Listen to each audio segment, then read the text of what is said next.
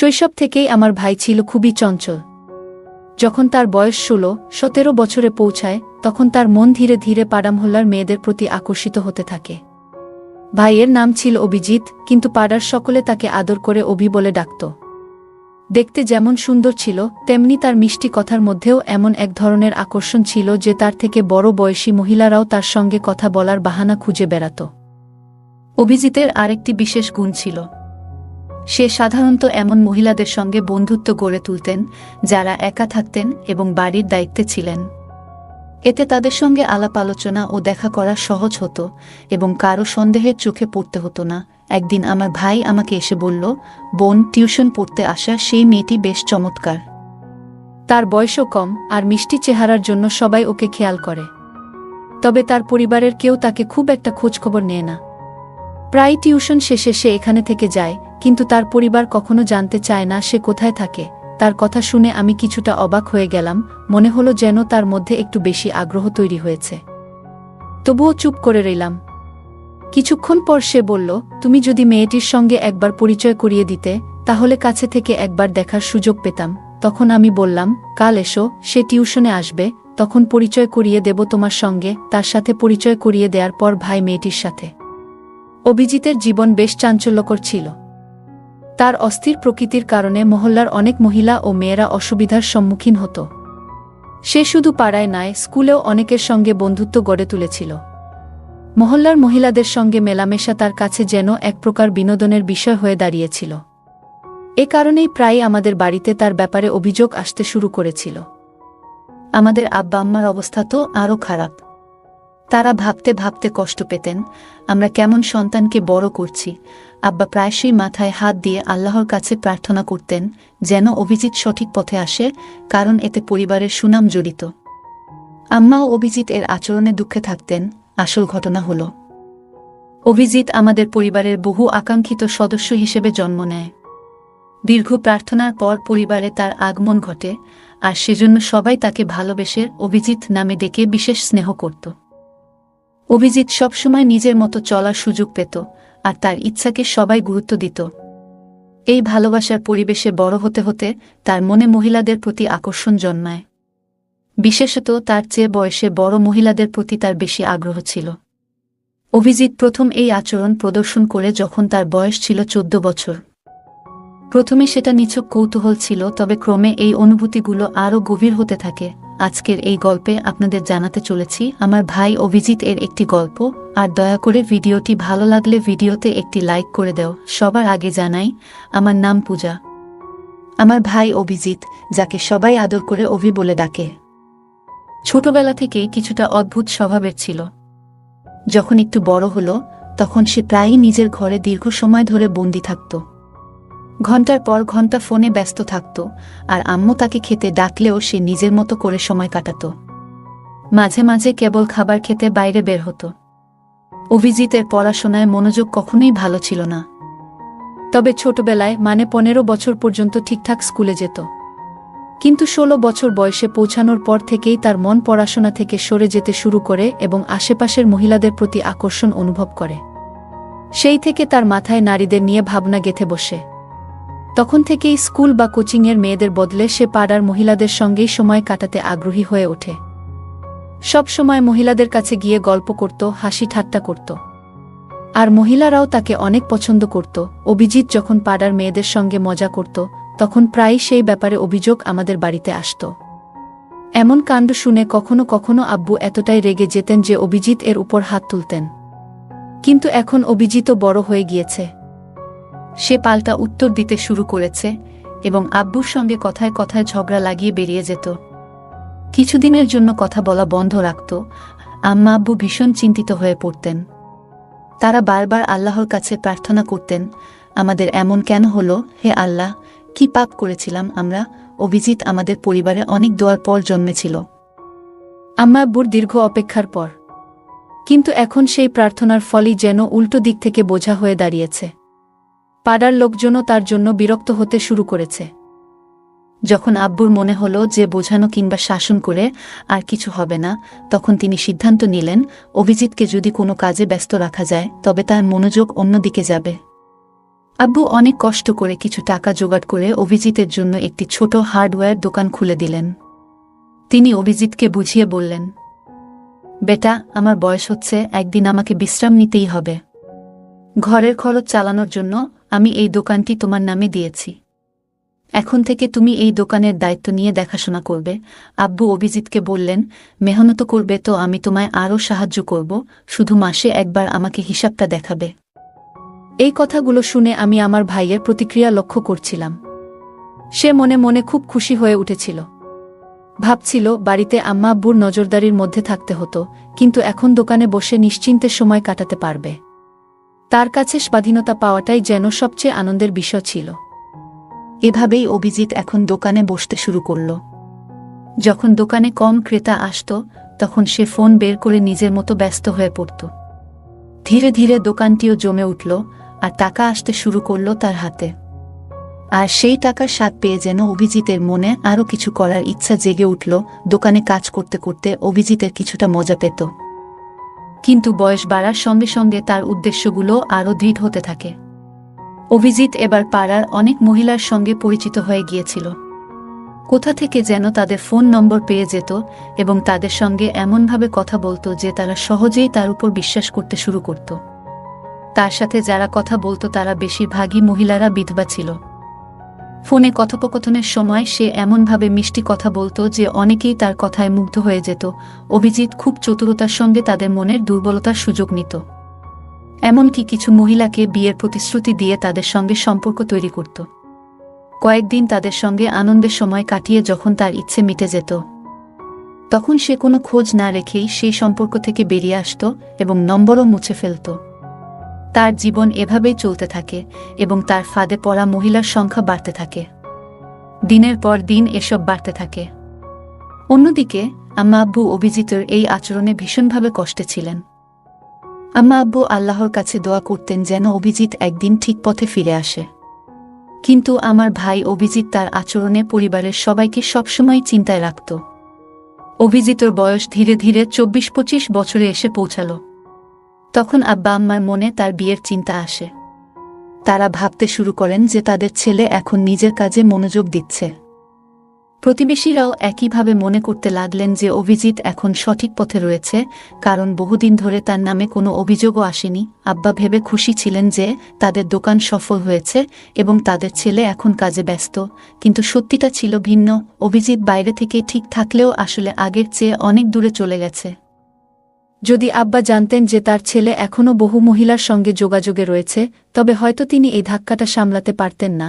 যখন আম্মা আব্বা অভিজিৎ এর জন্য মেয়ে দেখা শুরু করলেন এবং তাকে বললেন, বেটা, আমরা চাই তোমার বিয়ে হোক, আমাদেরও নাতিনাতনির মুখ দেখার ইচ্ছা, তখন অভিজিৎ হেসে বলল, আব্বা, আমার তো এখনো বয়সই হয়নি, আমার আরও সময় দরকার নিজের কাজে মনোযোগ দেওয়ার জন্য। আব্বা অভিজিৎকে বললেন, বেটা, বিয়ের পর তোমার কাজ থেমে যাবে না, বরং তুমি তোমার স্ত্রীকে সঙ্গে নিয়ে আরও ভালোভাবে ব্যবসা সামলাতে পারবে। আমাদের ইচ্ছাটাও পূরণ হতে দাও। অনেকটা না চাইতেও অভিজিৎ আব্বা আম্মার কথায় বিয়েতে সম্মতি দিল। এরপর তারা একটি মেয়ে পছন্দ করলেন। সে মেয়ে এতটা সুন্দর না হলেও বেশ গৃহস্থালী কাজ জানত এবং ঘর ভালোভাবে সামলাতে পারত। মেয়েটির এই গুণাবলী দেখে আব্বা আম্মা তাকে পছন্দ করেন এবং অভিজিৎ এর সঙ্গে তার বিয়ে দেন। যখন অভিজিৎ এর স্ত্রী নতুন কনে হয়ে আমাদের ঘরে এলো, তখন প্রথম রাতেই অভিজিৎ তাকে বলল, এই বিয়েতে আমার খুব একটা আগ্রহ ছিল না, আমি শুধু আমার আব্বা আম্মার খুশির জন্য এই বিয়ে করেছি। তাই তুমি এই বাড়িতে তাদের সেবা করবে, কিন্তু আমার ব্যাপারে কিছু বলবে না। আমি কি করি, কোথায় যাই, কি খাই, এসব নিয়ে কোনো প্রশ্ন করবে না। তার স্ত্রী কিছু না বলেই রাজি হয়ে গেলেন এবং সেভাবেই সংসার শুরু করলেন। অভিজিৎ এর স্ত্রী তার কাজের মাধ্যমে শ্বশুর শাশুড়ির মন জয় করতে পারলেও অভিজিৎ এর মন জয় করতে পারলেন না। তার পুরনো অভ্যাসগুলো বজায় ছিল এবং সে আগের মতোই বিভিন্ন মহিলার সঙ্গে সম্পর্ক রাখত। বয়স বাড়ার সঙ্গে সঙ্গে সে আরও নতুন উপায়ে মহিলাদের আকর্ষণ করতে শুরু করে। বিশেষ করে সে এমন মহিলাদের সঙ্গ বেছে নিত যাদের প্রাচুর্য ছিল এবং অভিজিৎ তাদের জন্য কিছু খরচ করতে হতো না। এভাবেই অভিজিতের জীবন চলতে থাকে। তবে সময়ের ব্যবধানে সে কিছুটা সময় তার স্ত্রীর জন্য রাখত। তাদের বিয়ের 3 বছর পর তাদের 2 ছেলে হয়। তখন অভিজিতের স্ত্রী তাকে বোঝানোর চেষ্টা করল, দেখো, আমাদের এখন 2 সন্তান রয়েছে। তোমার উচিত ওদের প্রতি মনোযোগ দেওয়া। তুমি এইভাবে রাতের পর রাত বাইরে থেকো না। আম্মা আব্বা বৃদ্ধ হয়ে গেছেন এবং অভিজিতের স্ত্রী তাকে বোঝানোর চেষ্টা করলেন যে তুমি অনেক সময় বাইরে কাটাও, বাড়িতে সময় দাও, আব্বা আম্মার দেখাশোনা করো এবং আমাদের সন্তানদের জন্য দায়িত্বশীল হও। কিন্তু অভিজিতের স্ত্রীর কথায় খুব একটা কান দেয়নি, নিজের মতোই জীবন উপভোগ করতে থাকে। বছর কেটে যেতে থাকে এবং অভিজিতের সন্তানরাও বড় হতে থাকে। এদিকে অভিজিতের বয়সও 46-47 ছুঁই ছুঁই। এই জীবনের পর্যায়ে এসে নতুন ধরনের চ্যালেঞ্জ আসতে শুরু করল। তবে কি অভিজিৎ তার পুরনো অভ্যাসগুলো থেকে কিছু শিখতে পারবে? এটাই এখন দেখার বিষয়। যখন তার বয়স প্রায় 48-এ পৌঁছাল, তখনও তার চালচলন এমন ছিল যে কেউ বুঝতে পারত না যে সে এই বয়সের মানুষ। বরং সে সবসময় এক তরুণের মতো পোশাক পরিচ্ছদে নিজেকে গুছিয়ে রাখত। আর্থিক দিক থেকেও কোনো অভাব ছিল না তার জীবনে। ভালো খাবার, দামি পোশাক আর রাজকীয় স্টাইলে সবকিছু করত। তার ব্যবসাও দিন দিন বাড়ছিল এবং সমাজেও তার নিজস্ব প্রভাব ছিল। এমনকি অনেক মহিলাও তার এই প্রভাবের দিকে আকৃষ্ট হয়ে তার কাছাকাছি আসত। একদিন হঠাৎই আমাদের পাড়ার এক ব্যক্তি প্রচণ্ড রাগ নিয়ে আমাদের বাড়িতে এলো এবং সে এসেই বলল, বোনজি, দেখুন আপনার ভাইয়ের ছেলে তো একেবারে সীমা ছাড়িয়ে গেছে। স্কুলের এক মেয়েকে বিরক্ত করছিল। এটা শুনেই আমি হতবাক হয়ে গেলাম। ভাবতে লাগলাম, আমার ভাই অভিজিৎ যখন ছোট ছিল তখনও ও কিছু অপকর্ম করেছিল, আর এখন তার ছেলেরাও সেই পথেই হাঁটছে। আমার ভাই অভিজিৎ ছোটবেলায় একটু দুষ্টু প্রকৃতির ছিল, অনেকটা বেপরোয়া স্বভাবের। এখন তার সন্তানরাও যেন বাবার সেই বেপরোয়া স্বভাবটিই গ্রহণ করছে। অভিজিৎ কিছুদিন আগে গ্রামে ফেরার পর আমি তাকে তার ছেলেদের এইসব আচরণের কথা জানাই।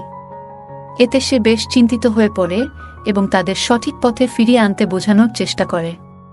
কিন্তু ছেলেরা যেন বাবার নিজের ছোটবেলার কর্মকাণ্ডেরই প্রতিচ্ছবি, তারা তার কথা শুনতেই চায় না। অভিজিৎ উপলব্ধি করে তার ছোটবেলায় করা ভুলগুলোর ছায়া যেন এখন তার ছেলেদের মধ্যেই দেখতে পাচ্ছে। একসময় সে অতীতে ফিরে যায়। তার জীবনের একটি বিশেষ সময়ের কথা মনে পড়ে। তখন তার বন্ধুত্ব হয়েছিল একজন অভিজ্ঞ শিক্ষিকার সাথে, যিনি একাকী জীবন কাটাচ্ছিলেন আর তিনি বিধবা ছিলেন। ধীরে ধীরে তাদের মধ্যে থাকা দূরত্বগুলো মুছে যেতে থাকে, আর সেই শিক্ষিকা যেন তার জীবনের সবচেয়ে বড় অনুপ্রেরণা হয়ে ওঠেন। একদিন গল্প করতে করতে সেই শিক্ষিকা হঠাৎ জানতে চান, তোমার কি আগে কখনো এমন অনুভূতি হয়েছে কারো সঙ্গে? আমার আগে আমার ভাই তার পুরনো অভ্যাসে ফিরতে শুরু করল। একদিন সেই মহিলা তাকে বলল, তোমার তো পরিবার আছে, স্ত্রী, সন্তান, আর অন্য কোনো সম্পর্ক তো নেই, তাই তো? আমার ভাই তখন মৃদু হাসি দিয়ে বলল, না না, আমি তো কোনো অন্যরকম সম্পর্ক রাখি না। এই কথা শুনে সেই মহিলা একটু চিন্তায় পড়ে বললেন, তাহলে অবিবাহিত কারো সাথে কখনো এমন কিছু করনি? ভাই তখন নিজের নিরীহ ভাব ধরে বলল, না, একদমই না। কিন্তু সেই মহিলা তার মিথ্যা বুঝে ফেললেন। এরপর কিছুক্ষণ চুপ থেকে বললেন, আমার কাছে এক মেয়ে টিউশনে আসে, দেখতে খুব সুন্দরী, তোমাকে ওর সাথে পরিচয় করিয়ে দেব। ভাই প্রথমে একটু অবাক হলেও মনে মনে খুশি হতে লাগল। সে ভাবল, কেন এই মহিলা এমন প্রস্তাব দিচ্ছেন? মনে মনে দ্বিধায় থাকলেও রাজি হয়ে গেল। মেয়েটির নাম শুনে তার চোখে এক অদ্ভুত আনন্দ ফুটে উঠল, কারণ কম বয়সী মেয়েদের দিকে তার একটু বেশিই নজর থাকত।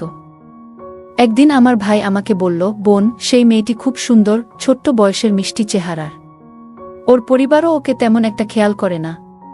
সে যখন টিউশনে আসে প্রায় রাতে থেকে যায়, অথচ ওর পরিবার থেকে কখনো জানতে চায় না সে কোথায় থাকে। ভাইয়ের কথাগুলো শুনে আমি একটু অবাক হলাম।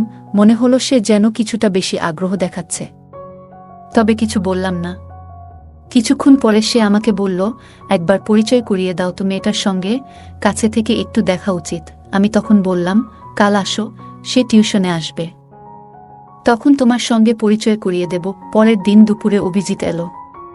সেই মেয়েটি পড়াশোনায় ব্যস্ত ছিল, আর তার চেহারা দেখে অভিজিৎ এর চোখে অদ্ভুত এক উজ্জ্বলতা ফুটে উঠল। তবে মেয়েটি তার দিকে না তাকিয়ে নিজের বইয়ের মাঝে ডুবেছিল। অভিজিৎ কয়েকবার তার সঙ্গে কথা বলার চেষ্টা করল, কিন্তু মেয়েটি কোনোরকম সাড়া দিল না, বরং নিজের পড়ায় মনোযোগী থাকল। একদিন আমি জরুরি কাজে বাইরে যাচ্ছিলাম।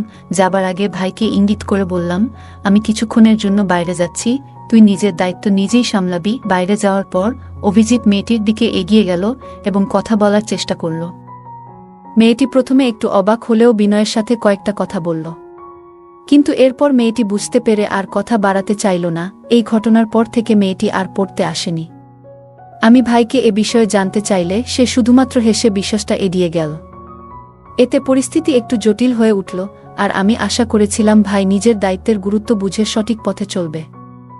ভাই বলল, বোন, তুমি বুঝবে না, যারা একবার আমার সঙ্গে বন্ধুত্ব করে তারা প্রায়ই আবার দেখা করতে আসে। দেখো, কিছুদিনের মধ্যেই ও ফিরে আসবে। কিন্তু সেই প্রতীক্ষার দিন আর কখনো ফিরে এলো না। তখন ভাইয়ের মন একটু বেশি প্রায়শই মেয়েদের দিকে আকৃষ্ট হতো, বিশেষ করে যাদের জীবনে কিছুটা অভাববোধ আছে। তাদের প্রতি তার আলাদা একটা সহানুভূতি ছিল। প্রথমে ভাই কিছুদিন অপেক্ষা করেছিল, ভেবেছিল মেয়েটি আবার আসবে। কিন্তু সময় যেন অন্য কিছু ঠিক করে রেখেছিল। একদিন রাস্তায় হাঁটতে গিয়ে হঠাৎ একটি চেনা কণ্ঠ শুনে সে থমকে দাঁড়ায়। অবাক হয়ে ফিরে দেখে সেই পরিচিত মুখ, যে কিনা তার জীবনের পুরনো স্মৃতির এক অংশ ছিল। এ যেন অতীতের কোনো স্মৃতির হঠাৎ উপস্থিতি। ভাইয়ের মনে কিছুটা অপরাধবোধ জাগে, কারণ সে সেই মহিলার সঙ্গে কিছু সময় কাটিয়ে হঠাৎ চলে গিয়েছিল। মহিলা তখন তাকে থামিয়ে জিজ্ঞেস করলেন, তুমি কি জানো তোমার চলে যাওয়ার পর আমার জীবনে কি ঘটেছিল? ভাই প্রথমে কিছুটা অবাক হলেও মনোযোগ দিয়ে শুনতে শুরু করল। মহিলার চোখে কষ্টের ছাপ স্পষ্ট, আর মুখে জমে থাকা জীবনের দীর্ঘদিনের বেদনা ফুটে উঠছে। তিনি বলতে লাগলেন, তোমার চলে যাওয়ার পর আমার জীবন পুরোপুরি বদলে গিয়েছিল। মহিলা বলতে লাগল, আমি যখন অন্তঃসত্ত্বা হয়ে পড়লাম, তখন আমার নিজের পরিবারের সদস্যরা আমাকে ভুল বুঝে বাড়ি থেকে বের করে দিল। অনেক জায়গায় ঘুরে একসময় এক ছোট্ট ভাড়া করা ঘরে আশ্রয় নিলাম। সেখানে মানুষের বাড়িতে কাজ করে কোনোভাবে নিজের দিন চালাতে লাগলাম। তোমার সঙ্গে দেখা হওয়ার পরে এতদিন পর শুধু একটা কথাই জানাতে এসেছি, আমার সন্তান তোমারই রক্তের অংশ। ভাই এই কথা শুনে যেন স্তব্ধ হয়ে গেল। সে হতবাক হয়ে বলল, কিন্তু কি প্রমাণ আছে যে সে আমার সন্তান? তখন মহিলা বলল, যদি বিশ্বাস না হয় তাহলে সন্তানের ডিএনএ পরীক্ষা করিয়ে দেখো, সত্যি নিজের চোখেই দেখবে। কথা মতো মহিলা তার সন্তানের কিছু নখ কেটে নিয়ে এলেন এবং ভাইকে দিলেন। ভাই তার হাতে সেই প্রমাণ নিয়ে পরীক্ষার জন্য বেরিয়ে পড়ল। কয়েকদিন পর পরীক্ষার রিপোর্ট এলো এবং দেখা গেল মহিলার কথাই সত্যি। রিপোর্টে স্পষ্ট ছিল যে সেই সন্তান ভাইয়েরই। এই সত্যটা জানার পর ভাই নিজের ভুল বুঝতে পারল, কিন্তু তখন আর কিছু করার সময় ছিল না। এরপরের কয়েক মাস ভাই বারবার মহিলার কাছে গিয়ে প্রার্থনা করল যেন তাকে একবার সন্তানের সাথে দেখা করতে দেওয়া হয়। প্রথমে মহিলা রাজি হননি, কিন্তু প্রায় 1.5 মাস পর তিনি ভাইকে তার বাড়িতে ডেকে নেন। সন্তানের ঘরের দিকে ইশারা করে বললেন, যাও তোমার সন্তানকে দেখো। ভাই শিশুটিকে কোলে নিতে চাইলে মহিলা তাকে সন্তানের কাছে নিয়ে গেলেন। তার চোখে কষ্টের ছাপ ছিল। তিনি বললেন, আমি এতদিন একাই এই শিশুটিকে বড় করেছি। ও আমার একমাত্র সহায়। কিন্তু তুমি এসে আমাদের জীবনটা এলোমেলো করে দিয়েছ। এ কথা বলে মহিলা চলে গেলেন। বাচ্চাটি তখন অসুস্থ ছিল। টাকা না থাকায় তাকে ভালো কোনো চিকিৎসা করাতে পারেনি। ভাই মনে হলো যেন পায়ের নিচের মাটি সরে গেছে। শিশুটিকে বুকে জড়িয়ে ধরে সে দ্রুত হাসপাতালে নিয়ে গেল। ডাক্তার পরীক্ষা করে বললেন, শিশুটি মানসিক আঘাতে আছে। তার স্মৃতিশক্তি দুর্বল হয়ে গেছে এবং কিছুটা মানসিক ভারসাম্য হারিয়েছে। সে কখনো পুরোপুরি সুস্থ হবে কিনা বলা যাচ্ছে না। এসব কথা শুনে ভাইয়ের মন ভেঙে গেল, তবে নিজের ভুলের পরিণতি তাকে মেনে নিতেই হলো। এমন অবস্থায় সে ছেলেটিকে নিয়ে বাড়ি ফিরে এলো এবং তার যত্ন নেওয়া শুরু করল। রাতের পর রাত সে শিশুটির পাশে বসে থাকত, যত্ন করত। কিন্তু শিশুটি এক ভীত চোখে শুধু তাকিয়ে থাকত, যেন ভাইকে চিনতেই পারছিল না। তার মনে এমন কোনো স্মৃতি নেই যা তাকে ভাইয়ের সঙ্গে সম্পর্কিত করে। এদিকে ভাইয়ের স্ত্রী বলল, তোমার পক্ষে ওকে দেখা সম্ভব হলে দেখো, আমি আর ওকে সামলাতে পারবো না। ভাইয়ের নিজের ছেলেরাও বলল, এ কেমন ছেলে তুমি আমাদের সঙ্গে নিয়ে এলে? আমরা ওকে আপন বলে মেনে নিতে পারছি না। ভাই যেন একটা ঝড়ের মধ্যে দিশাহারা হয়ে পড়ল। অবশেষে ভাই সিদ্ধান্ত নিল আলাদা কোথাও ছেলেটিকে নিয়ে থাকবে।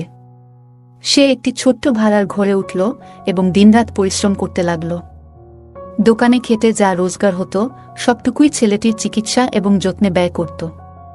এভাবে নিজের ভুলের মাসুল দিয়ে জীবনের প্রতিটি দিন সে ছেলেটির পাশে থেকে তার যত্ন করতে লাগল। ডাক্তাররাও বলেছিল শিশুটির স্বাভাবিক জীবনে ফিরতে কিছুটা সময় লাগবে, কিন্তু ভাই হাল ছাড়েনি।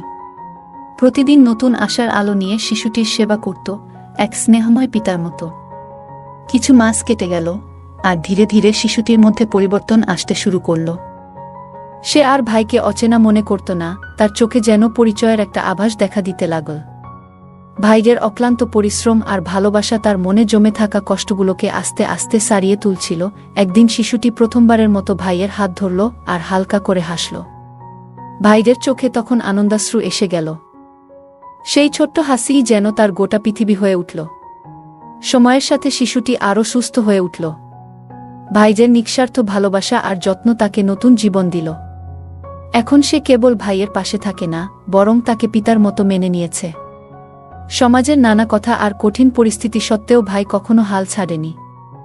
আর তার এই পরিশ্রমের ফল পেল অবশেষে সেই দিনও এলো, যেদিন শিশুটি ভাইকে আব্বু বলে ডাকল। সেই একটি শব্দেই ভাইয়ের সব কষ্ট যেন মিলিয়ে গেল। গল্পে দেখা যায় যে আবেগ আর আকর্ষণ নিয়ন্ত্রণ না করলে জীবন জটিল হয়ে যেতে পারে। অভিজিৎ তার দায়িত্বজ্ঞানহীন আচরণের জন্য বড় মূল্য চুকাতে হয়েছে। নিজের ভুল বুঝে নেওয়া এবং তার পরিণতি মেনে নেওয়া, এটি একটি কঠিন কিন্তু প্রয়োজনীয় শিক্ষা। অভিজিৎ শেষ পর্যন্ত নিজের ভুলগুলো স্বীকার করে ছেলের প্রতি দায়িত্ব পালন করে, যা তার নিজের উন্নতির পথ উন্মোচন করেছে। গল্পের শেষে অভিজিৎ যখন তার সন্তানের প্রতি নিঃস্বার্থভাবে ভালোবাসা প্রদর্শন করে, তখন সেই ভালোবাসাই তাকে তার সন্তানের মন ও বিশ্বাস ফিরে পেতে সাহায্য করে। এটি প্রমাণ করে যে ভালোবাসা এবং যত্ন প্রায়শই কঠিনতম পরিস্থিতিতেও পরিবর্তন আনতে পারে। অভিজিৎ তার ভুল বুঝে এবং একাকী কষ্ট ভোগ করলেও তার পরিবার, বিশেষত ভাইয়ের মতো কেউ পাশে থাকলে জীবন আরও সহজ হতো। পরিবারে ভালোবাসা এবং সমর্থনের গুরুত্বকে এই গল্পটি খুব সুন্দরভাবে তুলে ধরে। অভিজিতের জীবনের চঞ্চল স্বভাব এবং নিয়ন্ত্রণহীন আকর্ষণ তার জীবনে বিপর্যয় ডেকে আনে। গল্পের শুরুতে দেখা যায় তার অস্থির স্বভাবের কারণে সে প্রায়শই ভুল সিদ্ধান্ত নিয়ে বসে, যার মধ্যে তার পরিবারের প্রতি দায়িত্বের ঘাটতি স্পষ্ট। অন্যদের জীবনে ঢুকে পড়া এবং নিজের আকর্ষণকে সঠিকভাবে নিয়ন্ত্রণ না করার জন্য শেষ পর্যন্ত তার নিজের জীবনই ধ্বংসের মুখে পড়ে। এটি শেখায় যে আমাদের আবেগ এবং দায়িত্বের মধ্যে ভারসাম্য বজায় রাখা কতটা জরুরি, কারণ অসচেতনভাবে নেওয়া সিদ্ধান্ত আমাদের এবং অন্যদের জীবনকেও ক্ষতিগ্রস্ত করতে পারে। বন্ধুরা, যদি এই গল্পটি ভালো লেগে থাকে তাহলে দয়া করে ভিডিওটি লাইক করুন এবং আমাদের চ্যানেলটি সাবস্ক্রাইব করুন। পাশে থাকা বেল আইকনটি প্রেস করুন, যাতে করে আমরা যখনই নতুন ভিডিও আপলোড করি তার নোটিফিকেশন সবার আগে আপনার কাছে পৌঁছে যায়। ধন্যবাদ। দেখা হবে আমাদের পরবর্তী ভিডিওতে।